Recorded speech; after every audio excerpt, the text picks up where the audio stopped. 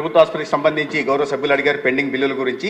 Pending బిల్లులు బకాయిలుగా ఉంటున్న 20,24,00,000ని చెల్లించడం జరిగింది.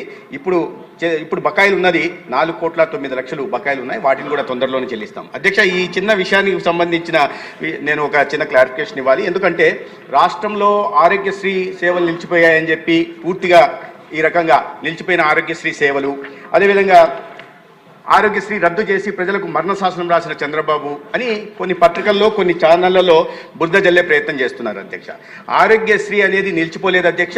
కూటమి ప్రభుత్వం అధికారంలోకి వచ్చిన తర్వాత పేరు మాత్రమే మారింది. దానికి ఎన్టీఆర్ వైద్య సేవ కూడా పేరు మార్చడం జరిగింది.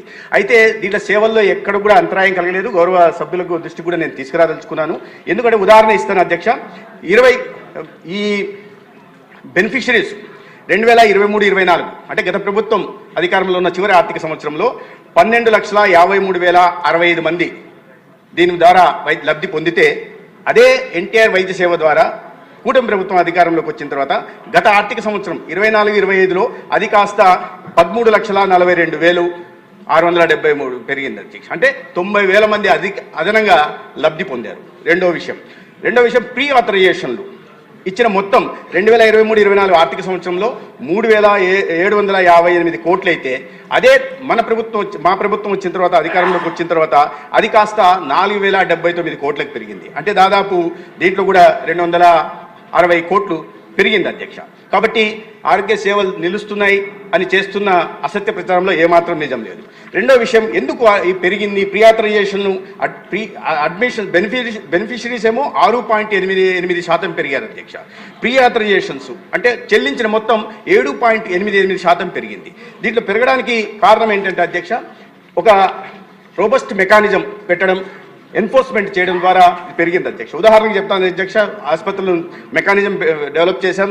దాంట్లో ఎక్కడన్నా తప్పులు చేస్తుంటే గతంలో అనేక రకాల తప్పులు జరిగేది. నామమాత్రం పెనాల్టీలు వేసేవాళ్ళు, వసూళ్లు కూడా నామమాత్రంగా చేసేవాళ్ళు అధ్యక్ష.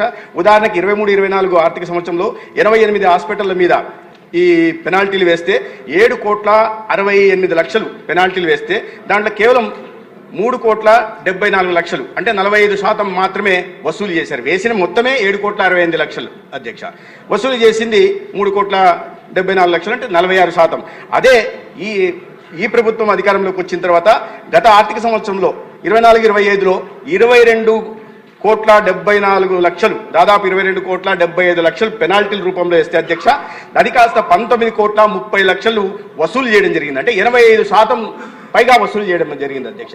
దాని కారణంగానే ఇవాళ నెట్వర్క్ హాస్పిటల్స్ ఏమున్నాయో గతంలో అన్యాయాలకి అరాచకాలు పాల్పడుతూ తప్పుడు అడ్మిషన్స్ ఇస్తూ తప్పుడు ప్రీ ఆథరైజేషన్స్ ఇస్తున్న ఆసుపత్రులు ఇవాళ తమ పరిధిలో ఉంటున్నాయి.